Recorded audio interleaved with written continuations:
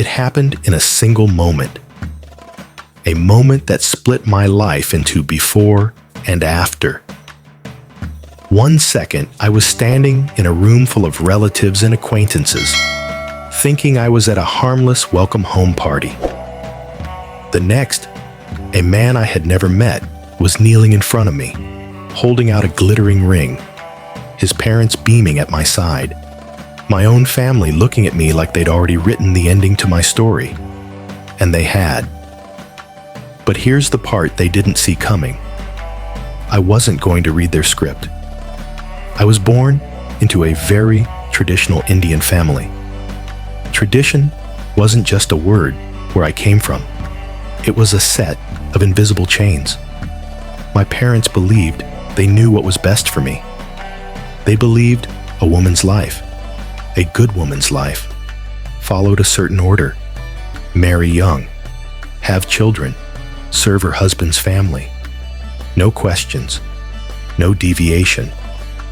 From the moment I was old enough to understand those expectations, I knew they didn't fit me.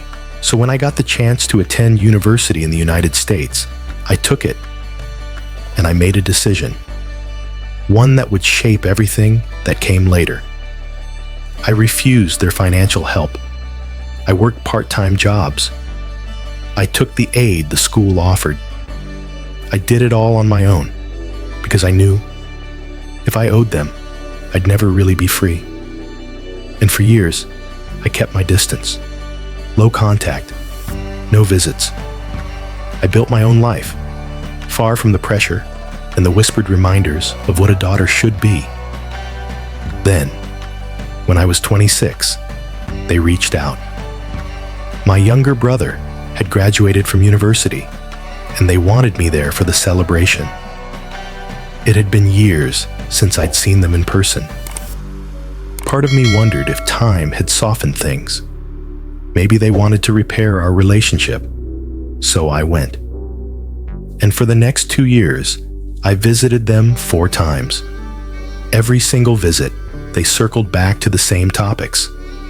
Marriage, children, how my age was becoming a problem, how men willing to marry an older woman were rare.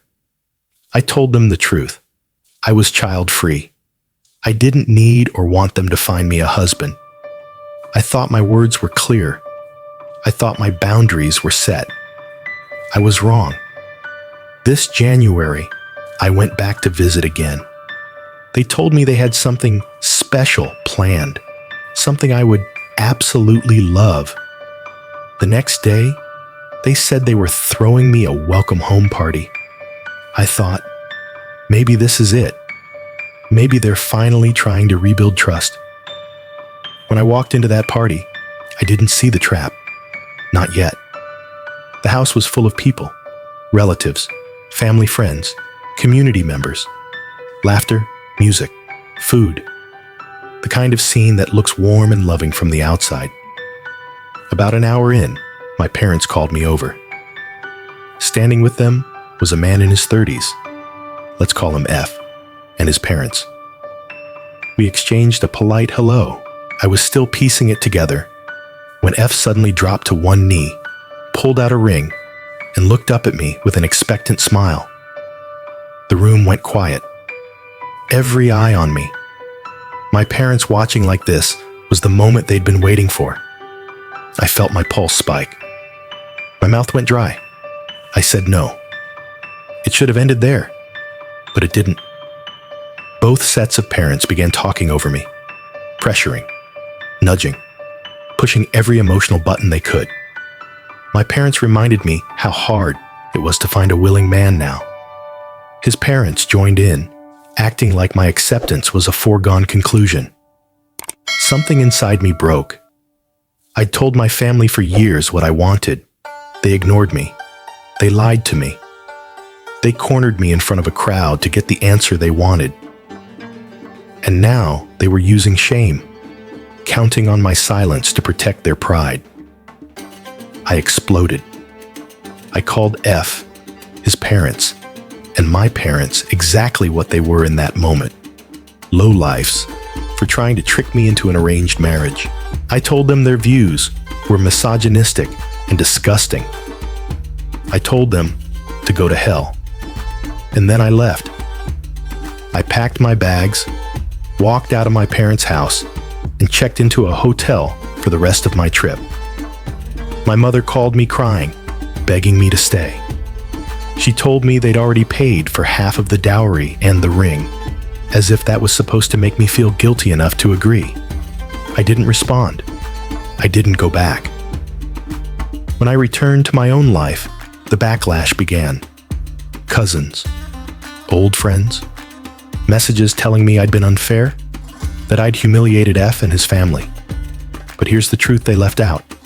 F and his parents knew. They were in on it. They expected me to say yes.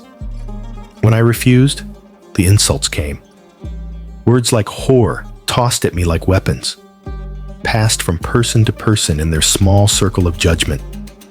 My parents were ostracized in their community for raising a daughter like me. F and his parents were humiliated for being rejected by someone they branded with that same word. But in their eyes, the real sin wasn't the trap they set. It was my refusal to step into it.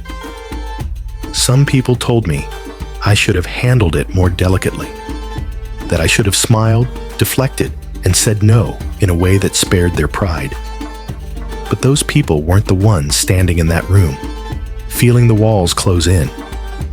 What they didn't know is that this wasn't the first time my parents tried to control my future. Before I left for university, I told them only 2 weeks before my departure. I moved in with a friend and kept my documents with me because I knew they would try to stop me. They even called the school to say I wouldn't be attending. I had to fix it myself. This ambush was just another version of the same story. And there's one more detail they don't know. I'm engaged, not to a man, not to someone my parents would approve of, and definitely not to anyone they'd choose. I'm engaged to my girlfriend of 5 years. My parents will never be invited to our wedding.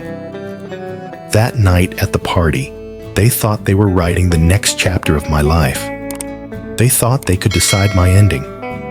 But I've been holding the pen all along. So, am I the asshole? Here's what I know. They created the scene. They bought the ring. They paid the dowry. They invited the audience. And when I didn't play the part they assigned me, they blamed me for the fallout. I will not apologize for choosing my own life. There's a particular kind of courage that comes from knowing your boundaries and refusing to betray them, even when every person in the room is telling you to give in. This isn't just about marriage, or culture, or family expectations. It's about the fundamental right to decide your own future. In the end, the real question isn't whether she was rude.